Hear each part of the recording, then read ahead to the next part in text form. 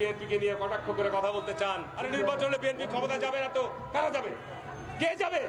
গত 40 বছর কাদের সাথে লড়াই হয়েছে? তাদের চোখের সামনে শুধু ক্ষমতা, কিন্তু তাদের চোখের সামনে শুধু ক্ষমতা নয়, বরং ওই লাশগুলো থাকার কথা ছিল, রক্তগুলো থাকার কথা ছিল, শহীদ পরিবার আহতদের হাহাকার থাকার কথা ছিল। কোন মৌলবাদী দল এখানে ক্ষমতায় আসবে তার কোনো সম্ভাবনা নাই। বাংলাদেশের 52 বছর ইতিহাসে দেখা গেছে যে কখনোই কোনো মৌলবাদী দল তারা ক্ষমতায় আসতে পারে না। সেই মহান সত্তা আল্লাহ, যিনি সকল কিছুর উপর ক্ষমতাবান, ক্ষমতা দেওয়ার মালিক, কেড়ে নেওয়ার মালিকও তিনি।